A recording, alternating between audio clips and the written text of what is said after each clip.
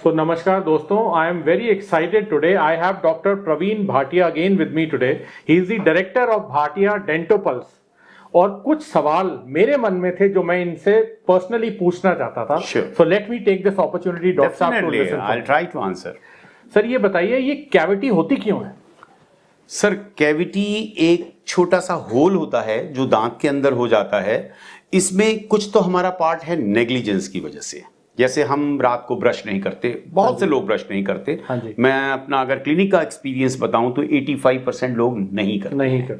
तो कैविटी में जहां पर दांत में खाना फंस जाता है, ऑलरेडी बैक्टीरियाज हमारे मुंह में होते हैं, उनको अट्रैक्ट करता है वो खाना और वो खाते हैं. हमारे दांत के अंदर वो हल्का हल्का डीमिनरलाइजेशन होता है और वो कैविटी बन जाती है.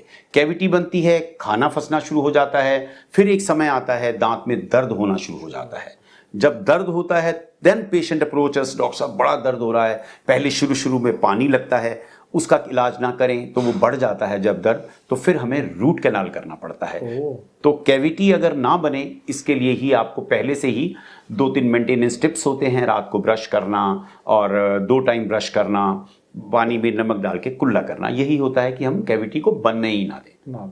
Very important, how simple yet very effective.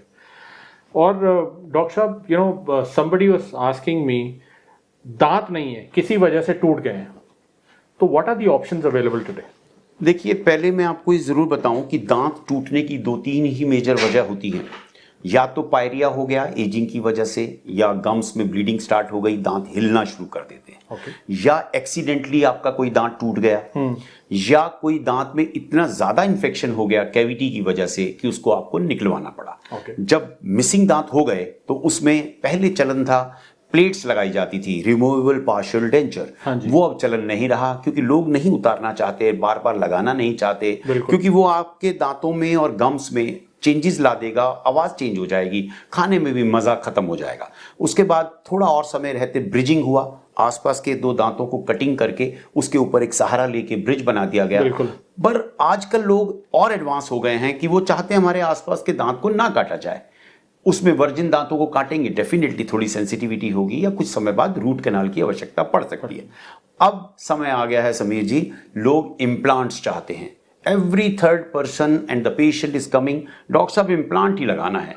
Implant में एक जॉ बोन के अंदर टाइटेनियम का स्क्रू लगा दिया जाता है और उसको कस दिया जाता है, उसके ऊपर दांत लगा दिया जाता है. How painful is this? No, not at all, because आजकल इंजेक्शन इतने अच्छे इफेक्टिव मोड्स आ गए हैं तो आपको बिल्कुल पेन नहीं होता है. और सबसे बड़ी बात, ये जीवन भर आपके साथ चलते हैं. It is a one time investment. और हाँ, आपकी चेकबुक पर जरूर लोड पड़ेगा, थोड़ा कॉस्टली है, बट डोंट वरी, क्योंकि आप 3 बार ब्रिज बनवाएंगे, उससे अच्छा 1 बार इम्प्लांट कराया तब भी आपको सस्ता पड़ेगा. That's, I told you, it's a one time investment. और अपनी बॉडी पे इन्वेस्ट कर रहे हैं तो मेरे ख्याल से ऐसा कोई बुरी इन्वेस्टमेंट नहीं है. डेफिनेटली. एंड ऑल्सो डॉक्टर साहब, टेल अस, यू नो कई बार क्या होता है, दांत में इमीडिएटली दर्द शुरू हो जाता है बहुत ज्यादा, and there are times when the doctor is not available. Right. तो क्या घरेलू उपाय बंदा करे ताकि उस समय उसको? श्योर. इसमें क्या रहता है, जब कैविटी बड़ी हो जाती है तभी दर्द स्टार्ट होता है. अगर हार्ट की बात माने, थोड़ा सा भी परेशानी होती है, आप इमीडिएट अपने हार्ट सर्जन के पास चले जाते हो. बिल्कुल. लेकिन दांत में हल्का सा भी दर्द होता है ना, तो लोग वेट करते रहते हैं, कोई प्रॉब्लम तो है नहीं, चले जाएंगे. तब तक आपकी वो कैविटी, आपकी नर्व्स जो दांत के अंदर हैं, तब तक उसको टच कर चुकी होती है और बहुत सीवियर पेन होता है. यकीन मानिए, दांत का दर्द बर्दाश्त नहीं होता. तो उस समय ये करें कि आप तुरंत पानी में नमक डाल के गुनगुना करके उसके कुल्ले कर लें. कुल्ले करते ही आपको थोड़ा रिलीफ मिलेगा. एक कोई एनाल्जेसिक कुछ समय पड़ा है वो खा लें. और आजकल पुराने दादी माँ के नुस्खे हैं, लौंग रख दिया जाए, उससे फर्क पड़ता है. नेक्स्ट एक मेरी वीडियो है YouTube पर, दर्द से कैसे पाएं राहत. अच्छा. तो उसमें आप देखिए, मैंने बहुत सारी टिप्स दी हुई हैं. जैसे नमक के साथ आप सरसों का तेल अगर ऐड करके दांतों पे लगा ले तो उस समय दर्द कम हो जाता है. एटलीस्ट आप डेंटिस्ट के यहाँ पहुंचने तक आपका दर्द कम हो जाए. और एक टेबलेट बताता हूँ, कैटरॉल DT, तकरीबन सबको पता होता है, तो वो ले लें, उस समय तक आराम आ जाएगा. रेस्ट ट्रीटमेंट बिना डॉक्टर के इंटरवेन के वो कंप्लीट ठीक नहीं होगा. It is not just like fever कि आपने फीवर हुआ क्रोसिन खाई, ठीक हो गए। दांत का दर्द अपने आप कभी रिकवर नहीं होता है। टेम्परेरी रिलीफ टेम्परेरी मिल जाएगा, आपको थोड़ा सा सुविधा हो जाएगी। और एक अक्ल दाढ़ का दर्द बहुत भयंकर होता है, क्योंकि पीछे एक लास्ट दांत होते हैं 4 हमारे, उसमें दर्द होता है, उसकी सिर्फ सर्जरी करके एक्सट्रैक्शन ही करनी पड़ती है। तो थोड़ा ध्यान रखें, आप खुद दांतों का ध्यान रखेंगे, दांत डेफिनेटली आपका ध्यान रखेंगे। Very nice, very very very very simple. इसी तरह सर अब मेरी ख्वाहिश और बढ़ती जा रही है, कुछ थोड़े बहुत टिप्स बता दीजिए, you know simple tips which is going to help all of us. देखो 3 टिप्स मैं आपको बता रहा हूं। 2 टाइम ब्रश करना बिल्कुल ना भूलें। सुबह का ब्रश आप करते हैं, 1 घंटे बाद नाश्ता किया, 2 घंटे बाद और कुछ खाया, पुराने वाले एसिड आपके स्टमक के अंदर चला गया, नया नहीं बनता है। लेकिन जब आप रात को ब्रश नहीं करते, the food stage in your mouth for about 8 hours.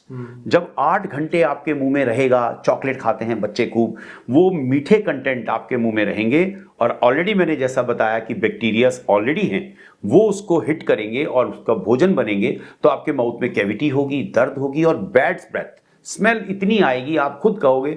और आप मेरी एक ये टिप याद रखें, 15 दिन मेरे कहने से आप रात को पेस्ट करके सोएं। मैं यकीन के साथ कह सकता हूं कि 16वें दिन आप बिना पेस्ट के सो नहीं पाएंगे। ये हो गया। एक वार्म सेलाइन गार्गल।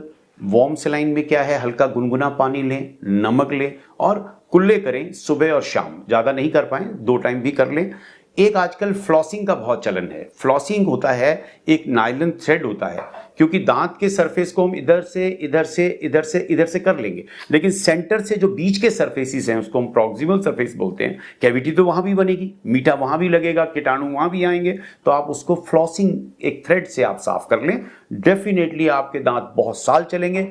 और लास्ट टिप, अगर मान लीजिए छोटी सी भी प्रॉब्लम आपके माउथ में स्टार्ट हुई है, यानी एक कहें कि सेंसिटिविटी हो गई या हल्का सा दर्द हुआ, डोंट इग्नोर, इमीडिएट अपने डेंटिस्ट को दिखा लें। आपके रूट कैनाल तक नहीं पहुंचेगा, खर्च भी बचेगा, पेन भी नहीं होगी, और आप अपने दांतों का अच्छे से ध्यान रख पाएंगे। और लास्ट टिप है रेगुलर चेकअप। जरूरी नहीं है पेन होने पे ही जाना है, अगर पेन नहीं है तब भी आप एक बार विजिट कर लें। ये यूएस यूके का एक कल्चर है कि वहां 6 मंथली आपका कंपलसरी है डेंटल चेकअप। पर हमारे हिंदुस्तान में जब तकलीफ होती है, दर्द होती है, तब हम सोचते हैं कि अब नंबर ढूंढें किसी का, डॉक्टर का। तो फ्रेंड्स, आपके दिक्कत कोई भी किसी तरह की भी हो, अब मुझे 30 साल हो गए हैं, हर तरह के लगभग मैंने पेशेंट्स देखे हैं, कोई दिक्कत होगी मैं नीचे फ़ोन नंबर अपने शेयर कर देता हूं। Telephonic consultation that is absolutely free.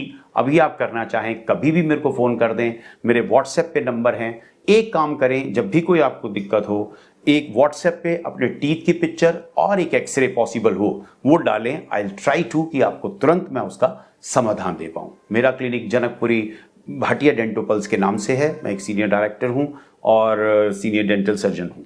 तो समीर जी के साथ आज मेरा बातचीत करने का मन भी था, इन्होंने मुझे समय दिया, मैंने इनको समय दिया नहीं, इन्होंने मुझे समय। Thankful to Sameer ji. Thank you very much. Thank you so much. All the best sir. Thank you.